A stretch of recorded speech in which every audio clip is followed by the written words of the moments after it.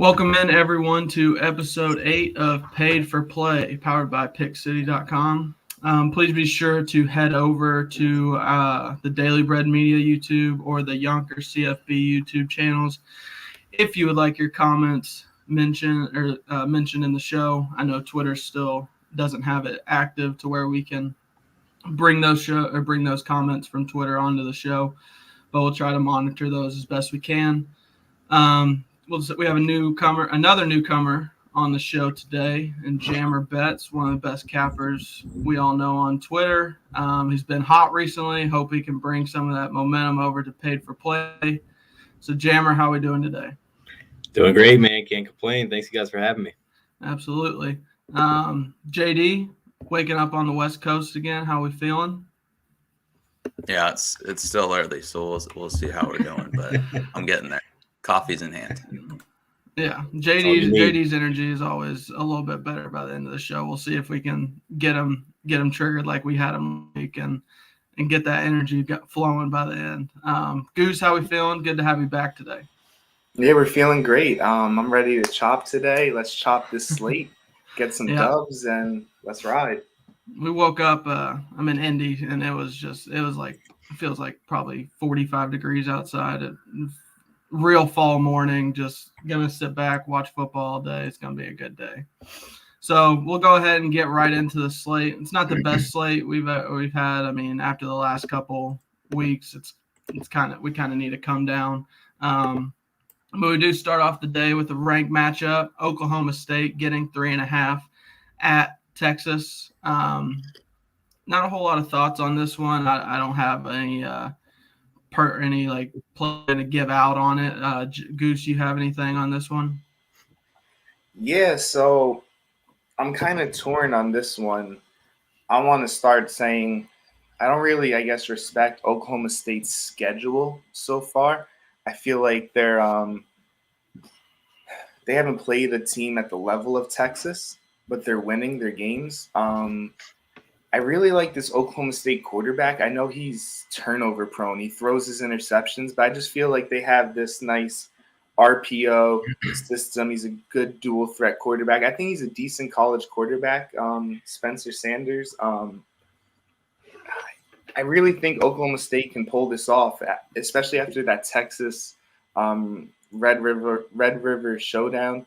That game was pretty crazy, and Texas lost it on a 40-yard running play to end the game. We all saw the play. So I worry about the hangover for Texas, and I think Oklahoma State, I lean them. I won't make it official, but I think they can even pull out the outright upset. But if I'm betting on it, I would grab I think it's at plus 3.5 now. Always just want to be safe. And yeah, that's how I'm feeling on it. I think I don't respect their schedule, but I respect their quarterback. Yeah, I mean, they've been a pretty solid team all year. They went up to Boise, got an upset win, beat Baylor at home. I mean, they haven't had the toughest schedule, obviously, but I mean, Texas is a little bit more of the battle test team playing at home. I don't know. I just feel like there's a lot of emotion in a big rivalry game like the Red River Showdown last week, and it can just be such a come down, especially the way they lost that game. Jammer, you have anything on this one? So I think that Oklahoma State's kind of had this game circled on their schedule. Last season, these two teams played. Texas was actually the underdog, and they ended up winning 41-34 in overtime, even though they got outgained 530 yards to 287. Oklahoma State's had 2 weeks to prepare for this game, especially with Texas coming off that tough loss last week. I think I'm about to go with OK State on this one as a slight underdog. I think they might go in and take the win in Texas. JD, any plays or props on this one for you? Yeah, I played Oklahoma State plus 5.5 earlier in the week.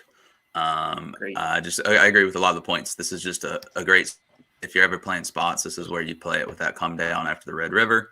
Oklahoma State coming off a bye, and I just think it matches up pretty well. You know, Oklahoma State stops the run extremely well, 2.8 yards per carry allowed on the season. Yeah. And they run the ball extremely well. Jalen Warren's going to have a field day. So, yeah, DraftKings get him in.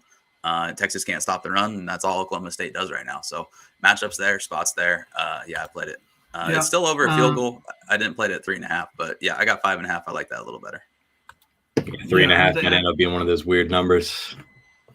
Yeah, I've seen it. I've watched it kind of go down throughout the week. Stayed at that like 6, 5.5 range for most of the week. Then this morning it dropped pretty heavily to 3.5. So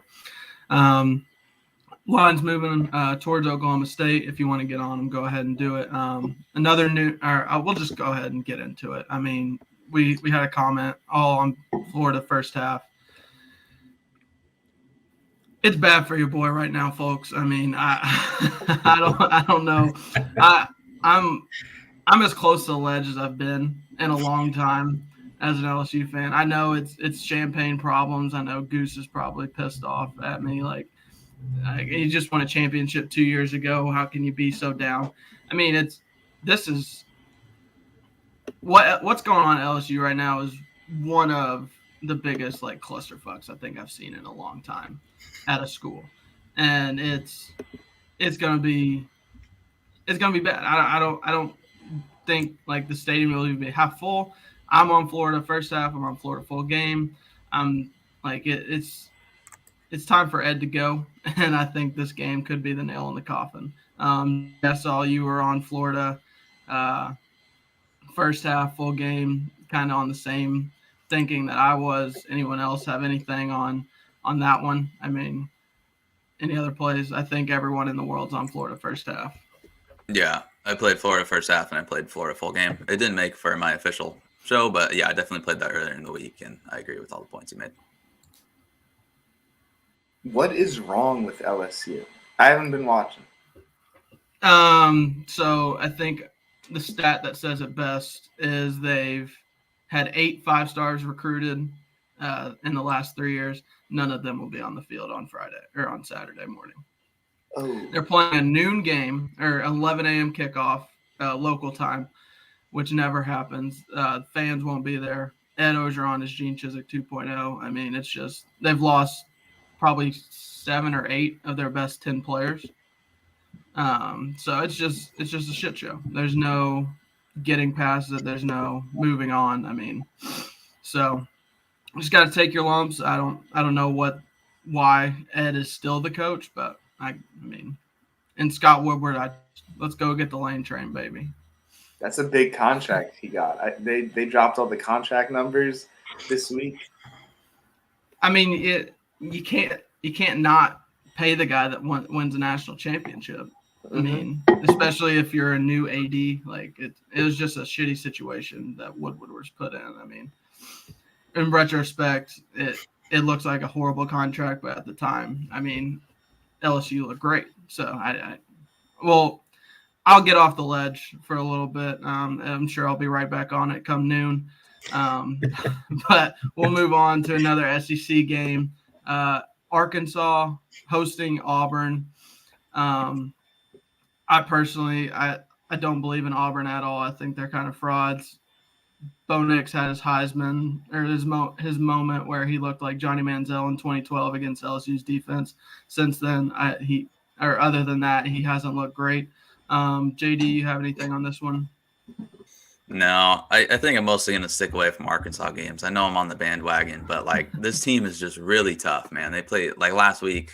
A lot of people were counting them out. Even I thought Ole Miss was just going to roll them over, and this team just doesn't give up. Like even when the defense isn't there, that's supposed to be their calling card this year. The one thing I can't figure out in this game is Auburn's rushing game.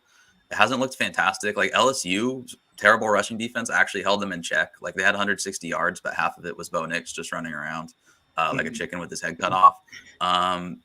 So I don't know how good Auburn's rushing attack is. It's supposed to be amazing, but I haven't seen it. And then Arkansas's rush defense is supposed to be good. They are the only team to hold down Bijan Robinson in Texas, and they've given up over like 550 yards in their last 2 games, although they faced like 100 rushing yards. So I can't figure this game out. Sit back and watch this one. Jammer, you have anything? So I actually got 2 plays on this game. I'm expecting a big ground and pound with both these teams ranked pretty highly nationally in rushing yards per game. So I'm going to take the under 53.5. I think it's 54 on some books. I'm going to take that. Mostly because Arkansas hasn't allowed more than 21 points at home, and Auburn hasn't scored more than 24 on the road.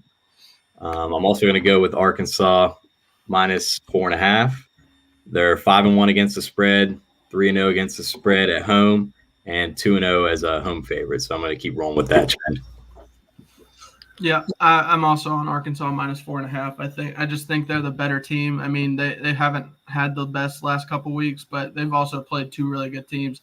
Yep. And I didn't expect them. They weren't a top 10 team. I mean, they had played great leading up to the Georgia game, but they weren't a top 10 team. But they're a very good team and a well coached team. I think Bo Nix is going to be. I think it's a little bit of a revenge factor too. After what happened last year at Auburn, they definitely got screwed, and should have won the game at Auburn. So I can see them coming out, and I just don't know if Bo Nix has another miracle performance in him. So Goose, you have anything on this one? Yeah, I'm on the under. I think I want to say maybe it was like week 2 or week 3.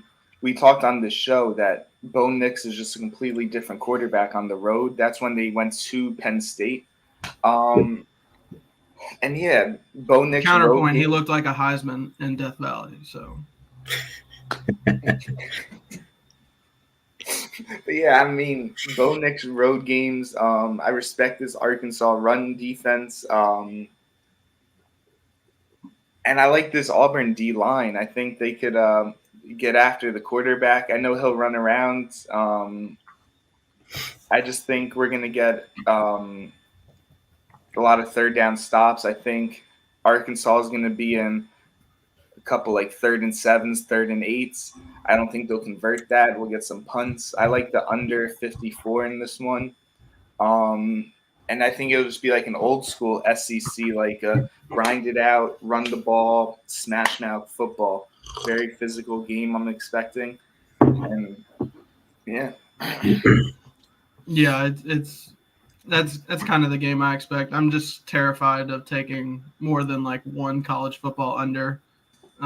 Just because every time I take I'm on one, 6 today. Oh, you're gonna be sweating those out, Goose. Oh my God, Goose, you're in for a hell of a day. Like that is just like my personal hell. We'll move on to maybe another under game that Goose has. Probably the biggest game of the day in terms of a ranked matchup. We got Kentucky going to Georgia. I feel kind of the same way that I did whenever Arkansas went to Georgia. Like Kentucky's a really good team, but they're not the number 11 team in the country. The spread's kind of moved in the opposite direction of what I thought, similar to the Arkansas game. It looks like where maybe a lot of public money is coming in on Kentucky. Jammer, you have anything on this one? So I'm going to be sweating out and under. I'm taking Kentucky team total under 11.5. You know, Georgia's held Auburn to 10, Arkansas to 0, Clemson to 3. I'm going to see if they can keep this going. They got the number 1 national ranked defense. Kentucky loves to run the ball, and that's where Georgia's just going to swallow them up. So I'm going to sweat out this team total under. Yeah, I was on Auburn under 14.5 last week. And the under in the game, and Auburn had that like last drive last week where they were throwing the ball all over the field trying to get another touchdown, where it would have taken a 4-0 game for me to 2-2, and that was like the ultimate. That was probably my biggest sweat of the day. Goose, you have anything? I really don't on this one. Georgia is the number 1 team to me. I mean, to everyone pretty much, especially with that Bama loss. But I mean, I don't want to. I could easily see them winning this one like 31-0, like the way they've been. I like the Kentucky story. I like how they're having their moment.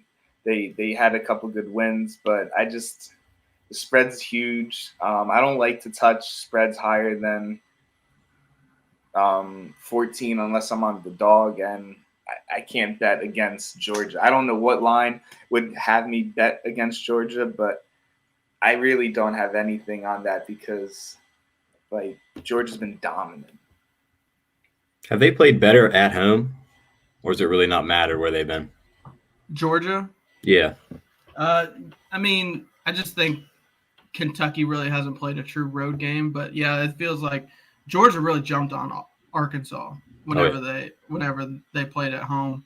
That's really been their biggest home game, I feel like, other than like they haven't really played anybody at home because the Clemson game was neutral site. Yep. I will go to the comments. I don't think Alabama losing last week has anything to do with this game. Alabama had shown they had several weaknesses or had the ability to be beat. Like they didn't look unstoppable. And I understand Georgia has had like their offense hasn't had the firepower that some other schools have, but their defense is just absolutely loaded. And once they get up, they can just run the ball with like 3 different 5-star running backs that they have to get the clock down and then cover the spread. So I just don't. I think that defense is just too good for what Kentucky wants to do.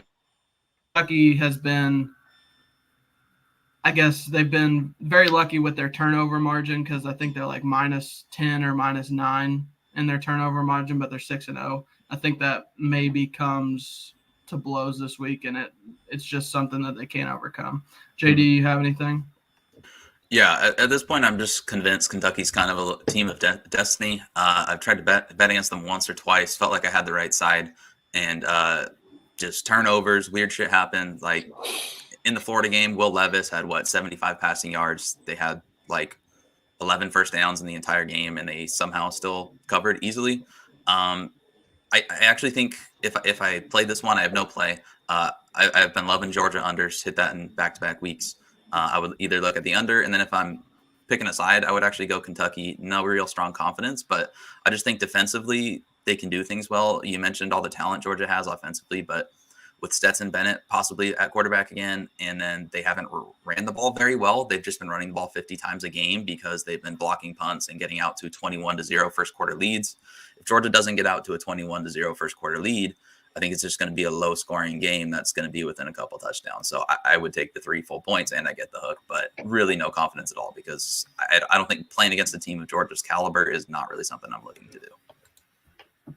Yeah. I have two official plays for the game, or I guess one for right now because my book still hasn't come out with the Georgia first half line, but I'm on Georgia full game. It's similar to the Arkansas game with me. Kentucky's a really good team. They're just not on the same level as Georgia, especially at home. So we'll move on. Semi-decent game maybe to have on the second screen for alternate viewing or flip back and forth between in the 3:30 slot. Pitt getting 5 at Virginia Tech. Pitt losing a heartbreaker, or Virginia Tech losing a heartbreaker last week against Notre Dame at home. Goose, you're our ACC guy here. What do you got? I like this Pitt team. The line is a little high for my liking at -5 on the road, especially in that hostile environment. But I really like this Pitt team. It seems like whenever they're shining, they crash in the worst ways. And we saw that a couple weeks ago when they lost to Western Michigan. This should be an undefeated team. Like, I didn't watch that Western Michigan team. Sorry if I'm disrespecting them, but the Pitt won in Tennessee. They beat an SEC school. They're blowing teams out the last 2 weeks. I think Kenny Pickett's the real deal.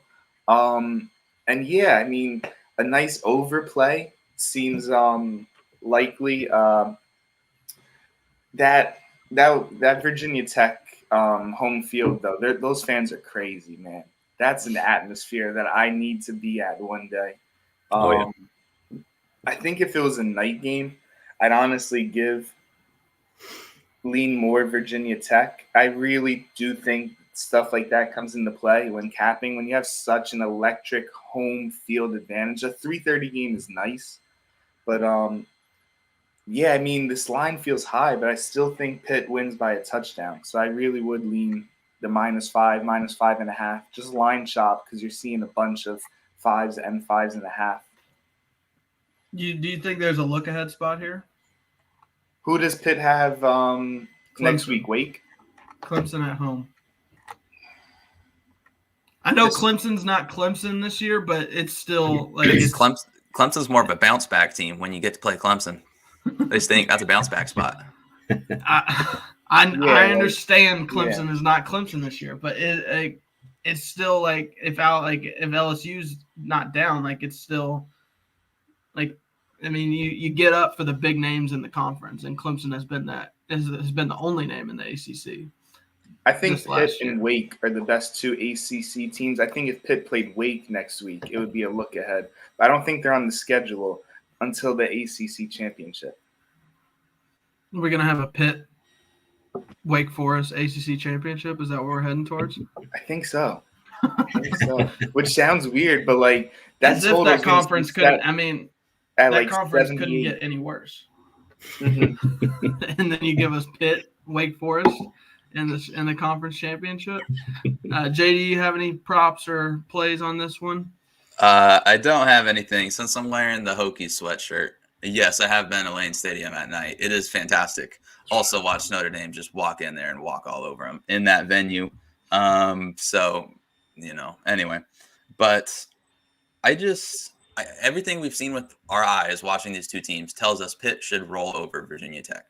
I don't know if you guys watched the Virginia Tech game. They played Notre Dame again last week. It looks like their quarterback broke his collarbone for a second, Burmeister. And then the backup comes in and he gets hurt. And they put Burmeister in, and it looks like he can't even lift his arm above his shoulder. And they still almost came back and won. But that's something would totally make me target an under. But now I'm wondering maybe it's just a stinger because somehow he's coming back in the game. So there hasn't been a lot of reporting. I think they're keeping it under wraps. That makes this one volatile. So everything we've seen with our eyes tells us Pitt in the spot, right? Being the quarterback. And then I'm looking at it.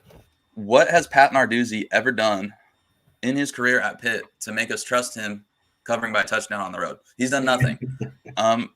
Nothing at all. And I like this Pitt team. I've been on them in the past. You look at their schedule. I'm not going to call them fraudulent. But, yeah, two best teams they've played. Tennessee, no defense. They won in a shootout. I was on them there. Cool. Congrats, Tennessee. Whatever. And then, they lose to Western Michigan, their only other game. They played UMass, New Hampshire, and a bad Georgia Tech team. I haven't seen enough from Pitt, given Pat Narduzzi's long history there where he always lets down. I'm not on Virginia Tech, but I can't play Pitt here. Fair enough, Jammer, resident Pittsburgh guy. You got anything on this one for homeschool? So I don't have any official plays, but I do have two leans. I would lean the over. We've seen Pitt light up the scoreboard. They've scored 51, 41, 41, 77, 52. These guys just know how to score. Kenny Pickett knows how to throw the ball all over the field. He can run too. So I'd lean the over. And the other way I would go would be I'd probably have to take the points with Virginia Tech. I think that they're able to keep the games close. In the two games that they lost to West Virginia by a touchdown despite being down 24-7 at half. And they lost to Notre Dame by a field goal, and they were leading by over a touchdown in the fourth quarter. So I think that they can keep the game close, especially at home. So I'd probably lean Virginia Tech. Nothing official, though. Okay. Well, we'll move on to this is kind of, if it shows anything for the Slate, that our primetime game is TCU, Oklahoma. We found out Caleb Williams is going to start this week. Shout out to student journalism, the people over there at the Oklahoma student newspaper going to extreme lengths to try and get the scoop. But I feel like Oklahoma was a completely different team. I know there was a lot of emotion in that rivalry game last week against Texas. They just felt like a completely different team when Caleb Williams was in the game. I don't know if Spencer Rattler just lost all the faith in the locker room and Caleb Williams was the one who had it. But it just, I guess, it was a completely different game after he came in.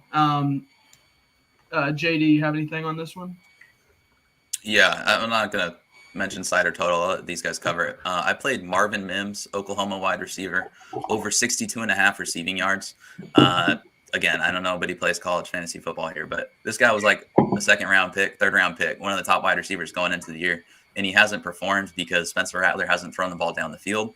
Now you get a new quarterback in there, Caleb Williams. He immediately caught 2 long touchdown passes, had probably the biggest play of the entire slate. Going against this TCU defense, speaking about explosiveness, my numbers are from last week. I haven't updated them. But they were second worst in the entire country in allowing explosive pass plays. And now they're playing Caleb Williams, who just threw 2 explosive passes to Marvin Mims last week. I didn't even look at the side or total when I saw that. I'm playing Marvin Mims.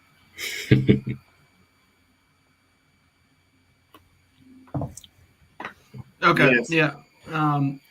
Sorry, my computer's been freezing all day. I'm trying to fight through for everyone.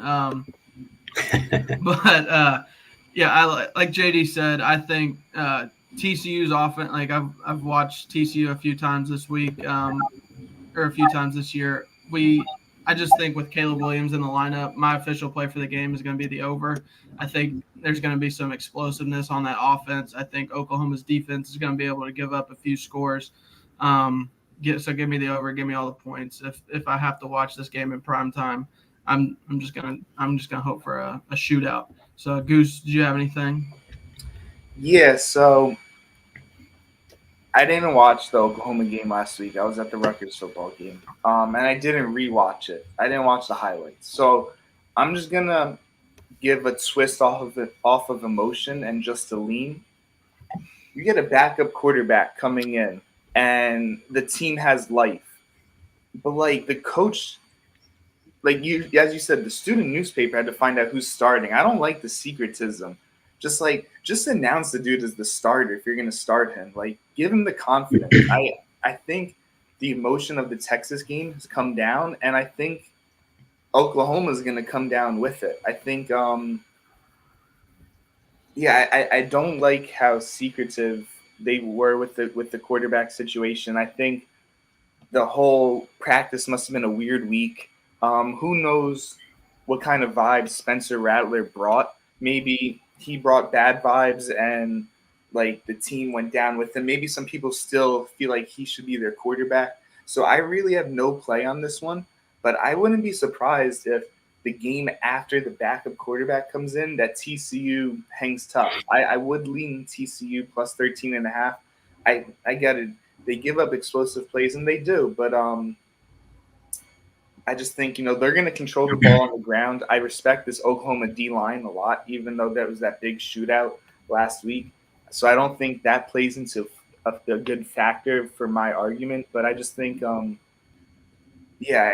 think TCU can hang in this one. It's only a lean.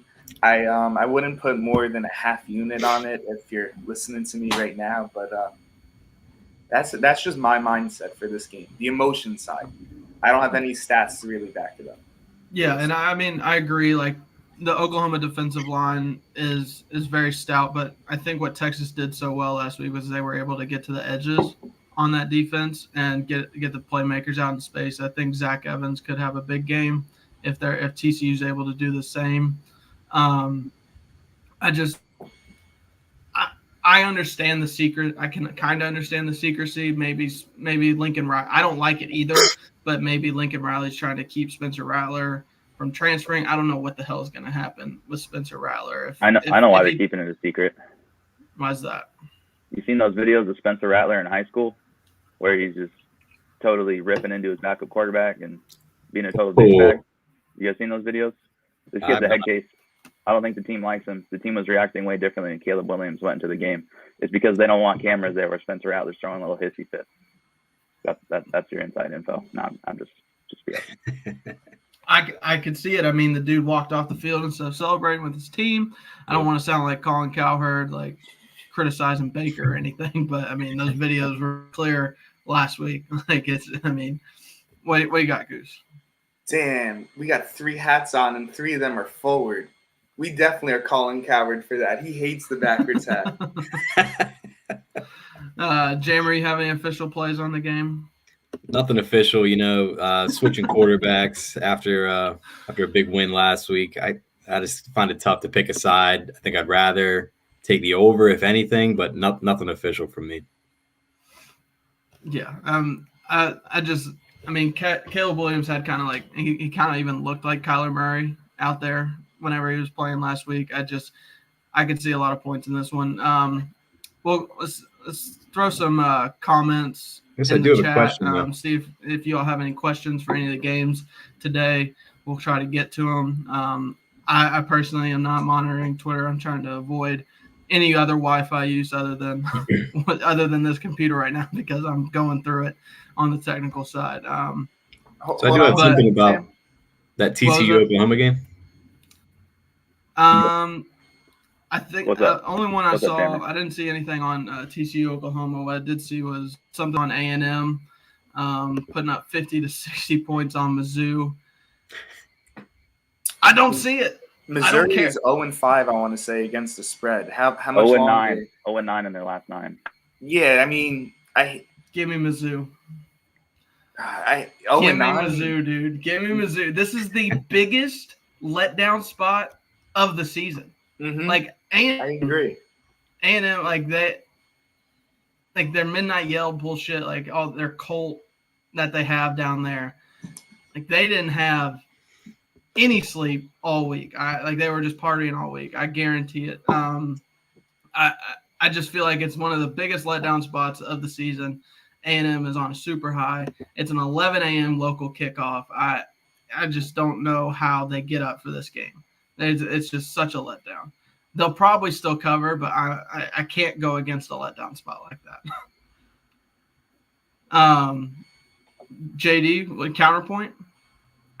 I think this Missouri team is awful. I wrote an article last offseason about how I was going to fade Missouri, and they actually were okay last year, and everyone hops on the Eli Drinkwitz train, and I'm like, you realize he just inherited a team at App State, did nothing, and then somehow got an SEC job, kind of like what Brian Harsin did at Boise State, and then got an SEC job. Just doesn't make sense. And Josh Heupel to an extent at UCF, although he's looking good.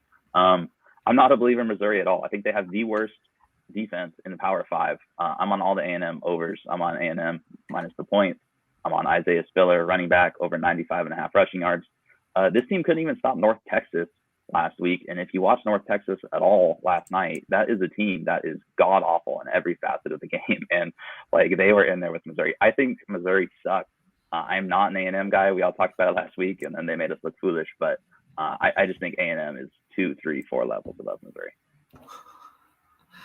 All right, we have another comment. Talk me off taking Indiana covering against Michigan State. They have Ohio State next week. Is it a look ahead spot? I don't mean.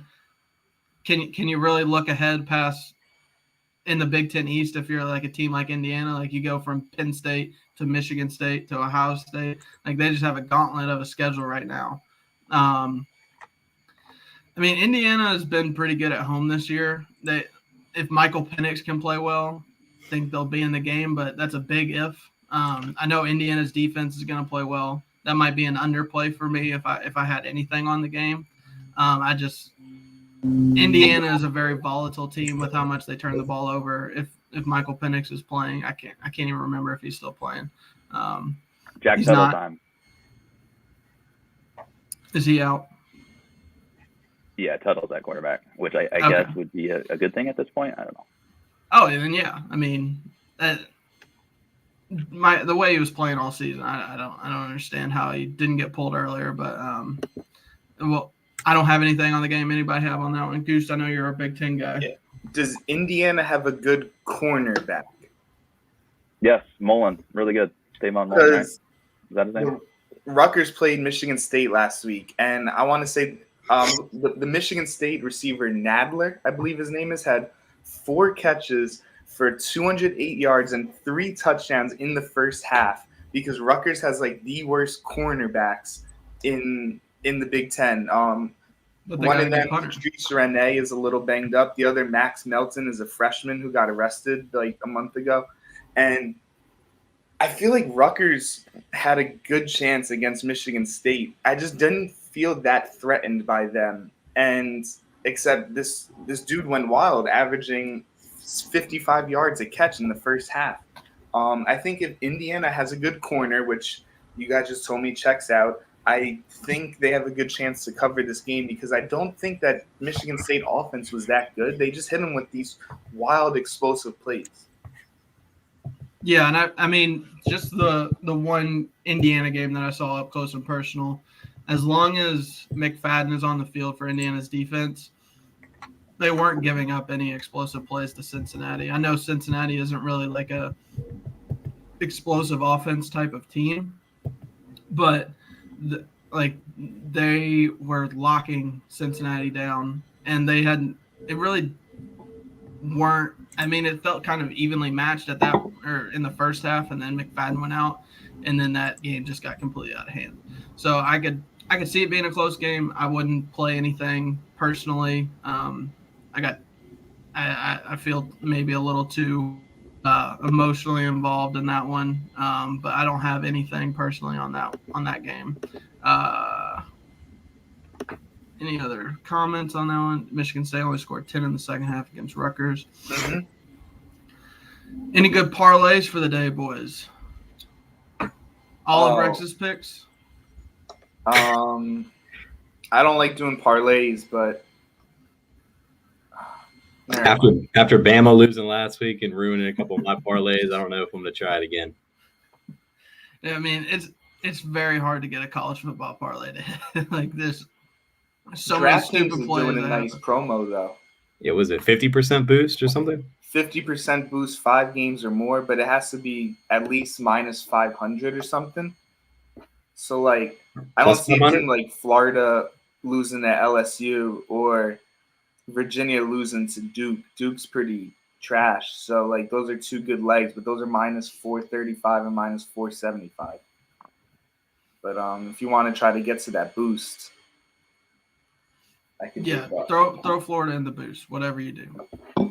That's a lock pretty much. All right, we'll go ahead. We'll take some more questions if you have any, but we'll go ahead and let JD get his energy going. Let him talk a little DFS lineups, any prop plays for the day. Let's hear him, JD.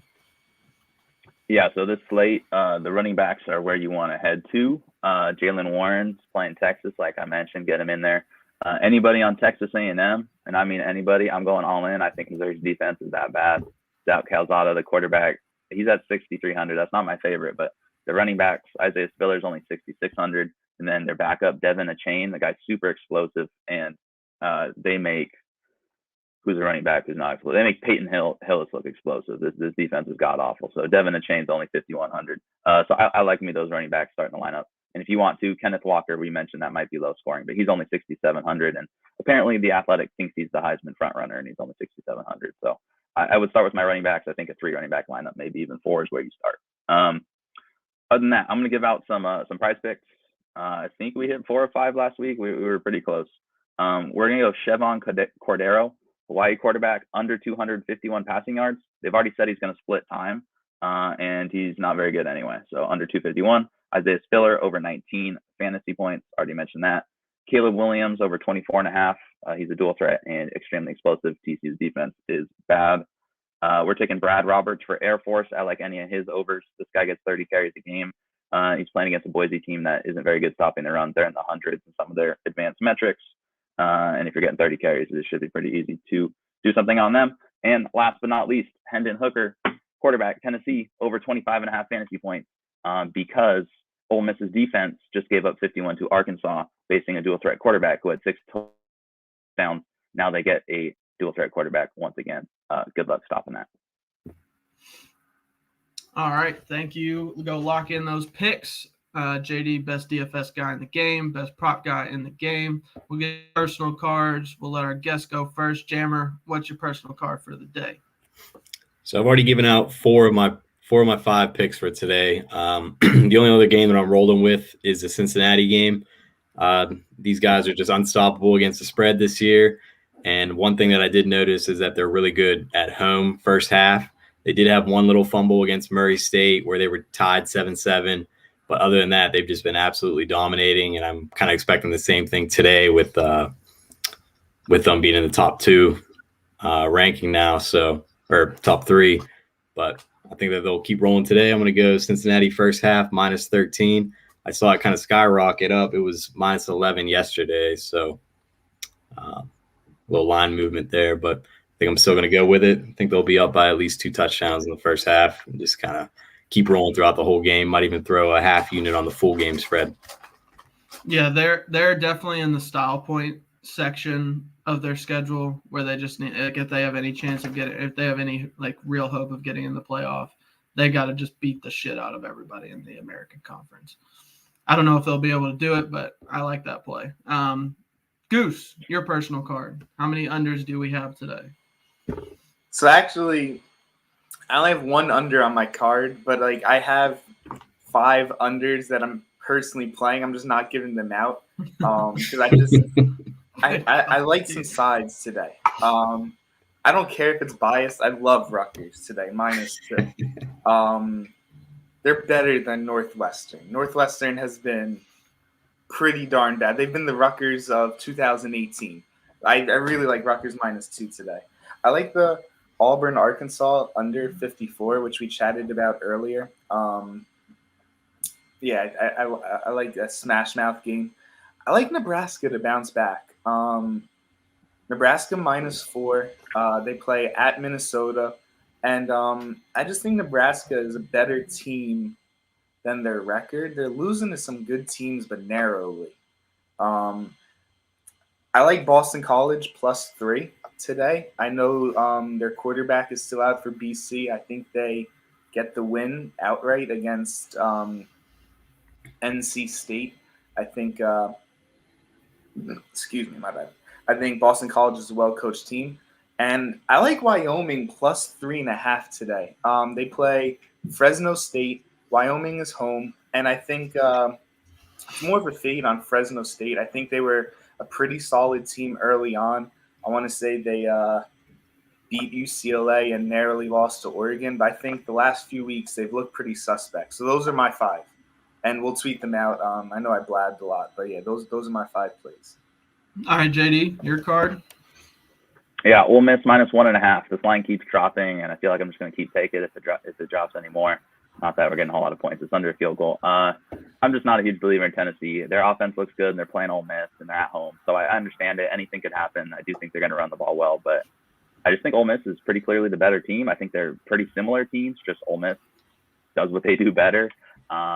Yeah, give me Ole Miss. I said this week, or I keep saying every week, I'm not going to bet against Ole Miss all year long. And it hasn't mean I've always cashed tickets. They haven't covered a few times in a row here. I'm not a believer. I mean, Pitt threw the ball all over Tennessee. What's Ole Miss going to do? It's going to be ugly. I took UNC -7.5. I'm fading Miami. It hurts playing the hook here, but Miami's one of the worst coverage graded teams, one of the worst tackling teams in America. Good luck going against a team like UNC if you can't tackle.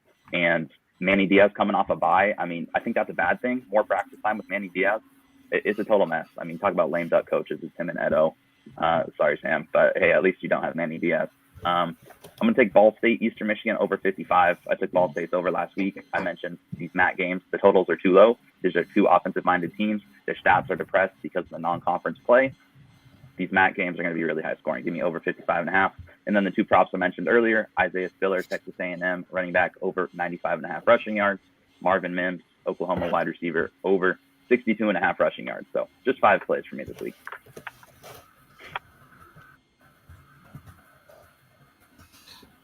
My turn. Sorry, I'm still feeling this technical shit. I cannot deal. Like, it's freezing every 30 seconds. I'm trying to fight through it. It's just leading to a lot of awkward silences. But I'll just go ahead and get into my card then. Kind of big card. We're gonna feel a little chalky with it.